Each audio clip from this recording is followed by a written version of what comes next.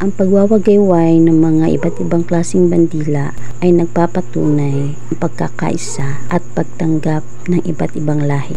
Ang ating paaralan ay nagsusulong ng kapayapaan at pagkakaisa ng bawat tao. Saan mang dakong mundo, anumang pananalita mo, o anumang kulay ng balat mo, tayo ay iisa.